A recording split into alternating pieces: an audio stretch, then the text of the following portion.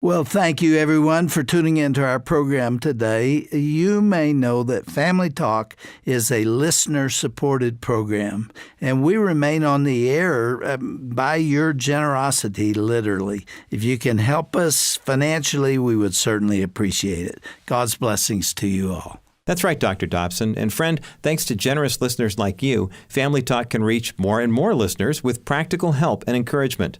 To support Family Talk with your best gift, go online to drjamesdobson.org or call 877-732-6825. Today on Family Talk. We need women-to-women relationships. You can't do this by yourself. We were not made to be Lone Ranger Christians. God, created us for fellowship and to be involved in those kinds of relationships. And I can tell you that they have kept us out of so much trouble. People who will get in your face, people who will be honest with you, people who will help you to keep it real. And I thank God for the people who've been that for me in my life over the years. And sometimes you don't want to hear what they have to say, but boy, does it help. That was author and speaker Kay Coles James. Today on Family Talk, you're going to hear the rest of her conversation with Dr. James Dobson about her book, What I'd Wish I'd Known Before I Got Married. Hello, everyone. I'm Roger Marsh, and so glad you've joined us for this broadcast. She's currently the president of the Heritage Foundation and helped found the Gloucester Institute. She's also worked in state and federal government, including for 2 different presidential administrations. Kay previously served as Dean of the School of Government at Regent University in Virginia Beach, Virginia, and has written 4 books. Today on the broadcast, she and Dr. Dobson continue to pass along practical advice to those who are engaged or early on in their marriage journey. The two will be discussing some preventive measures couples can take to avoid problems further on down the road and the importance of seeking out a mentor to learn from as well. So let's get to this conversation. We've titled it Straight Talk to Young Couples on this edition of Dr. James Dobson's Family Talk. You know, we covered a lot of good stuff last time, and we're going to dive right into the thick of things today. And Kay, let me start with this. There are 50 different issues in your book that we could talk about and certainly begin with today. What kind of advice do you offer to young women who are preparing for marriage? I'm not talking about, the wedding and the flowers and the bridesmaids' dresses and all that. I'm talking about getting themselves ready for the experience of marriage. How do you do that? Well, as a woman, I have to tell you that all of those other things we just mentioned are very important. It's very important what color those bridesmaids' dresses are. But I think it stands as an example for us if we put all of that time and effort and energy and money into something that's going to last a few hours to prepare for that. Do we spend near enough time preparing for something that's going to last a lifetime? And I don't think that we do in this country.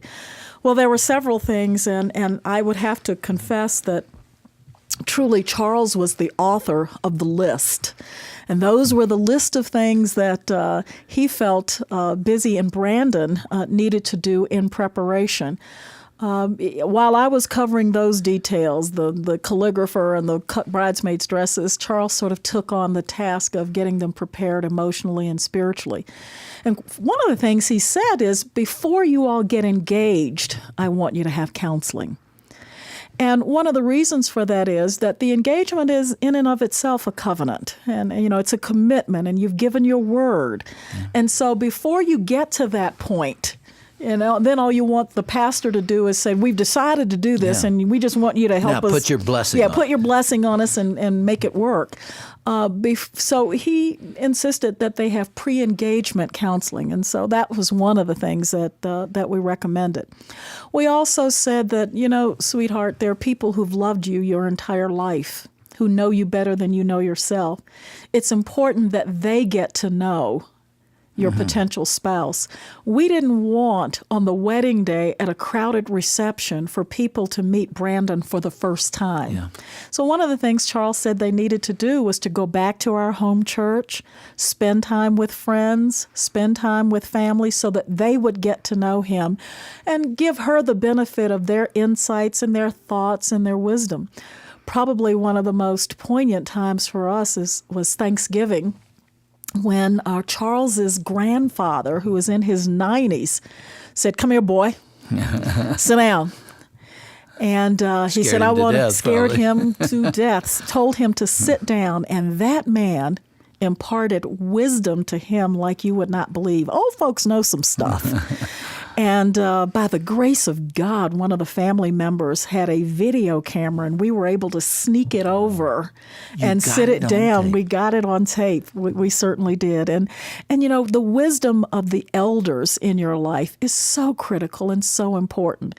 Then after engagement, there was premarital counseling, where it was a little bit more specific and a little bit more pointed in terms of some of the questions and some of the things that they were to work through. So I think those were some of the steps that we asked them to go through. You talked in this book about a concept that's interesting to me. You call it preventative care. Yes. What do you mean by that? Well, when I was Secretary of Health in Virginia, one of the things that I always talked about was prevention. It's far better to prevent a disease or a problem or an illness than it is to try to cure it once it's there. And I think that principle applies to marriages as well, that we should put some things in place that will help us to prevent problems that may come down the road. As an example, we recommend that before you have your first big knockdown, drag-out fight that you just can't seem to get around, that together you all agree who you're going to go to and whose wisdom and counsel you will seek, so that before you're into a problem situation like that, you identify that person. We go back over the basics. We tell them that you got to be involved in a local church. I don't mean just attend a church where you go for Sunday morning services. You need to be involved in a church where people know you. They're involved in your lives, where they can hold you accountable. When you're involved in a small group, when the problems start creeping up, you have the relationships in place with people who know you. Including a mentor relationship. Absolutely. You can't overstate that. I really strongly encourage every young woman to be involved in a relationship where she is mentoring someone younger and she is being mentored by someone older. And that certainly was helpful to me. I can remember one time being so annoyed and frustrated and angry with Charles, and I just wanted out. And I called one of my mentors, and she said, "Honey, come on over. Let's talk." She didn't get upset. She didn't, panic, and she just recognized it for what it was. And, I cried on her shoulder. She talked me through it, showed me where I was wrong in a very loving way, and sent me back in. So I very much encourage that kind of relationship. We need women-to-women relationships. You can't do this by yourself. You need a woman you can pick up the phone and call and say, "Let me tell you what he did today." Mm-hmm. And she listens, and then you can call her back 2 hours later and say, "Oh, let me tell you what he did today," because he's the sweetest thing. And that's year after year. That's not just the first year of No. marriage. I mean, for those that are 30 and 35 and 40, they can still benefit from someone who's a little older, and that's Titus 2, isn't it? Absolutely. Absolutely. You just can't isolate yourself. We were not made to be Lone Ranger Christians. God, created us for fellowship and to be involved in those kinds of relationships. And I can tell you that they have kept us out of so much trouble. People who will get in your face, people who will be honest with you, people who will help you to keep it real. And I thank God for the people who've been that for me in my life over the years. And sometimes you don't want to hear what they have to say, but boy, does it help.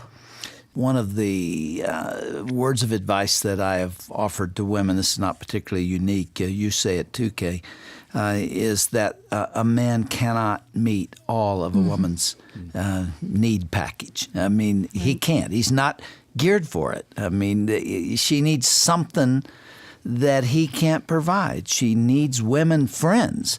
She needs that outlet. Women do something for one another that a man cannot provide, and then he provides something they can't. And it works vice versa, too. A man needs his friends. It sure does. And, in the early days, when I was struggling with 3 young kids at home, and it seemed impossible to have a life of my own. I mean, you couldn't even find time to take a nap or to go take a shower without 3 kids banging on the bathroom door to be let in. It seems almost impossible advice, but it's amazing when you make it a priority how creative you can be. I can remember on more than one occasion Charles coming home, and it had been one of those stressed out days, and I met him at the door and handed him the baby, handed him the keys, and went to the library to read a book. And I wasn't gone long.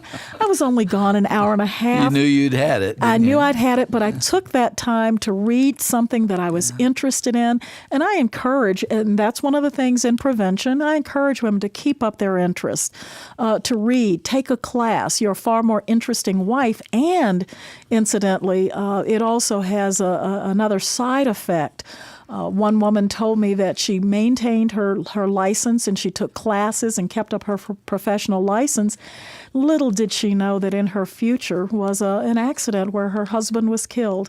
And as a result of that, because she had kept up her professional license, because she had read and because she had maintained a certain amount of currency, she had something to fall back on. Kay, you have counseled a lot of young women through the years. And with the phenomenon of divorce and family disintegration today, you find a lot of them are frightened because they've seen such a bad marriage at home. They've seen such conflict. They've seen a divorce. They've seen custody battles. They've seen it all. And they're afraid to commit to a marital relationship because they've never seen anything else. They don't know that it can work. And unfortunately, many of the young women that I've talked to have seen it and seen it in Christian marriages. Yeah. Oh, that really grieves me. And so they are frightened, and they are afraid to make that. You used to find that it was just the guys who were afraid to make commitment, but there are many young women out there who are afraid to take that step. That's not the God we serve. He's not a God of fear, a God of anxiety, and he is able. Having said that, I think we're absolutely right to go into it with eyes wide open, recognizing that we need to be vigilant to protect and nurture and keep and grow our marriages. What do you say to the couple that disagrees with regard to children? One of them wants them, the other one doesn't. Ooh, well, see, there's a piece of advice I give way back pre-marriage, which is somewhat controversial, I've been told, and that is, if you're not ready to have children, then don't get married. Ooh. And the reason I say that, because you can never be sure that's that exactly you're going to right. prevent them. I know too many people who have gotten pregnant on honeymoons. And so a lot of young women that I know take issue with that. And my point is simply this: it can and does happen. And if there's some reason why you just don't want to have children right away, where it would be devastating, where your lives would be ruined, it's probably a good idea to postpone the marriage. Didn't you have that conversation with Busy? Oh, yeah. That's when she backed away from the table as well. Because she said, I'm not ready for that. Maybe 3 or 4 years down the road, and I don't want to have kids right away. And I said, sweetie, you got to be prepared for that. It can happen. So those who say that they can have a career and not be impeded by not having children. Talk about the career versus the full-time homemaker. There are no easy answers there. There are none. And I had to struggle with this because I knew of too many poor people who had no options, who had to work outside the home. Your mother was one of them, wasn't she? Absolutely. My mother was indeed one of those women. And so I really struggled with that to say, well, God, if that's the case, then are you saying that any mother who has to be put in that situation is then putting her kids at risk somehow. But I believe in a gracious God who loves us and works out the details of our life. And so I think, Jim, that there's some hard and difficult questions that must be asked, but we must do it honestly. I found that when making decisions about returning to work, very often it is financial and it's quality of life. Mm-hmm. It is whether we can improve our quality of life, we can have a little more, we can do a little more, and it really isn't for necessity or living at a subsistence level. Okay, there's a third. I wonder if you've seen it, and I'm almost reluctant as a man to say this. You could say it more easily. But I think some women want to work because it is quieter. There's less wear and tear on the nerves. An office is easier in some ways than having all these little children pulling on you. Now, I'm going to get in trouble for that. Having been guilty of that very thought myself, I remember during a rather hectic holiday season recently, my children are all adult children now, but they were all home for the holiday, and I had the day off, and quite frankly, I decided to go to work that day because it was quieter. I could get more done, and so I know that phenomena exists. But I can tell you this, I talk in my first book about my daughter, who is the one that this book was written for, and to, when she was 4 years old, became critically ill and was lying in a hospital bed, and Charles and I looked up and saw a straight line on the monitor. And at that moment, I never regretted one day of staying home. I never regretted taking the time to bake the cookies, to go on the walks. I never regretted that we didn't have enough money for me to have new clothes. I wore Charles's clothes because we couldn't afford his jeans and his big baggy shirts because we couldn't afford clothes for me. And I never regretted any of that at that moment. You can't substitute time for money. You just can't. And by the grace of God, when she was lying there in that coma, and I looked down at her, I never regretted 1 minute we'd had together. It was precious time. And, I thought of that when I was sitting on the front pew of the church when Charles was giving away our daughter. I mean, that concept. I mean, I sat there thinking, what are you doing? You're giving away our daughter. What are you thinking? I thought back to those early years that we'd had together, and I would not have traded one day of it. I believe that as women, we can have it all, just not all at the same time. And if we trust God with the ordering of our lives, there's time and, there's places for all of that. And yes, I was a businesswoman at the time and involved in corporate America. And there were many people who advised, if you give up your job and come home, you're going to have a hard time breaking back in. And I've heard that line used on me, in subsequent years. It doesn't work with you. No, it doesn't. And I tell them, if you're all that, if you're as good as you think you are, there's always a market for that kind of talent. You will break back in and it will not be a problem. You're really kind of not only affirming the mother at home, but you're saying if given a choice at all, that's what you would recommend. Oh, no question about it. I would not have traded 1 second of that time. Not 1 second of it. You do realize you're stirring guilt in the mix for those who have chosen something different. I think that that's something that every woman has to go before her God and be honest about. We must have intellectual integrity here because I have respect for women who have no other options and they must do this. There's single women out there who are raising 3 and 4 kids and have no other option. And, there's something called grace. In those situations, God gives us grace to cover those situations. I don't think he gives us grace to cover greed. I don't think he gives us grace to cover materialism. I don't think he gives us grace to cover selfishness. And so, if you are in that situation where you are bound to work, where it must be, it's a situation where you must, provide for your family, I think God's grace is sufficient. Kay, quite honestly now, you have been involved in government at the highest level. I mean, you've served 2 presidents. You are a frequent visitor at the White House on business and otherwise. You and I both were there just a week or 2 ago. And you have had the acclaim, and you've had the roar of the crowd and the smell of the grease paint. You have been a speaker. You're an author. You've got 3 books. Does any of that compare with what you experienced with those 3 kids at home? Doesn't even come close. Not even close. Is this propaganda? Not propaganda. This is heartfelt. I keep it real.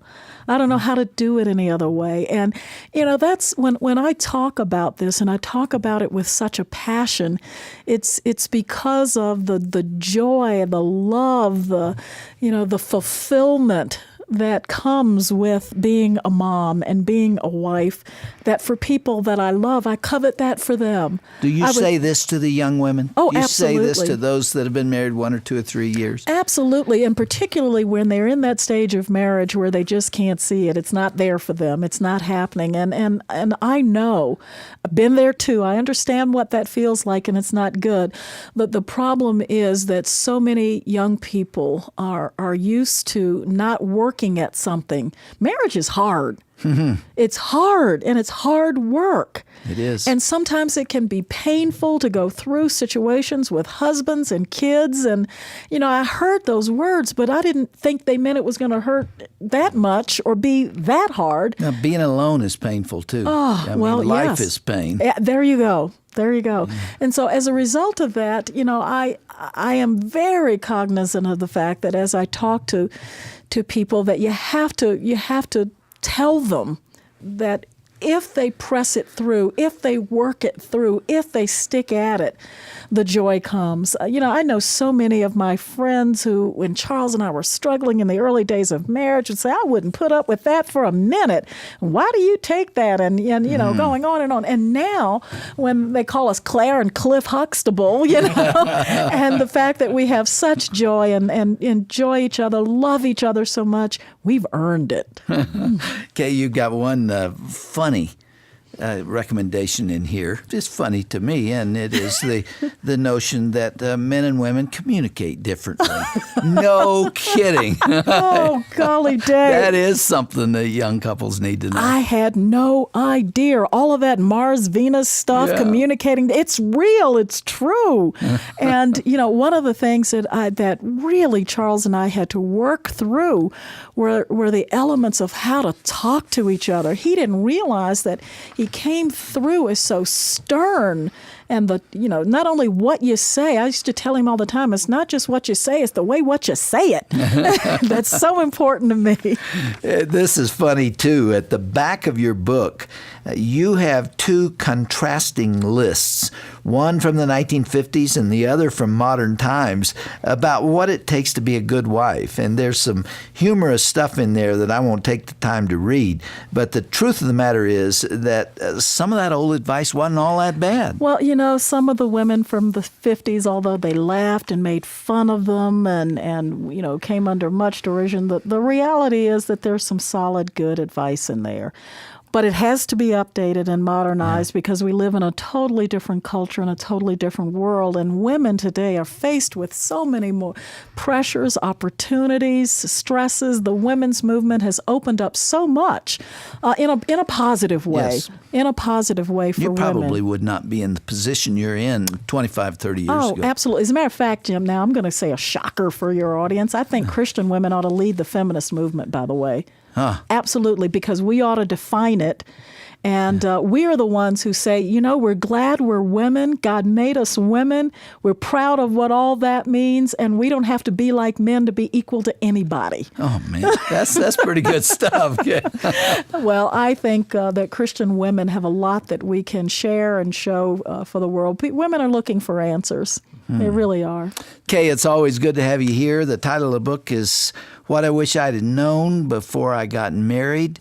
If you have a young person or are one in that period of life thinking about engagement, or you are engaged, or you've been married for less than 5, 6, 7 years? I'd say up to 10 years. 10 years. This is practical stuff, as we have just been demonstrating, and I hope you sell 1 million copies, Kay. Shirley and I love you and Charles and are thankful for what the Lord is doing in your life. Blessings to you, Kay. Give our love to Charles. Thank you.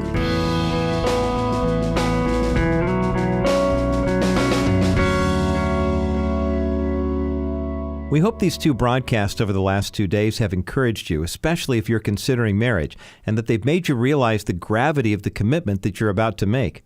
Hurry over to drjamesdobson.org and click onto the broadcast page to learn more about Kay Coles James, or either of the organizations that she's been a part of, the Heritage Foundation or the Gloucester Institute. You can also find out how to order her popular book, What I'd Wish I'd Known Before I Got Married. Simply go to the broadcast page at drjamesdobson.org. As we conclude today's program, won't you consider blessing Dr. Dobson's Family Talk with a financial contribution? We survive on your generous donations, especially during these tough summer months. If you can help us, remember that you can call toll-free 877-732-6825 and make a donation over the phone. You can also give a gift through our secure website when you go to drjamesdobson.org. Thank you so much for your prayers and your faithful financial support of this ministry. And thanks so much for joining us today as well. Be sure to join us again next time right here for another edition of Dr. James Dobson's Family Talk. I'm Roger Marsh. Have a great day. Family Talk is not associated with Focus on the Family.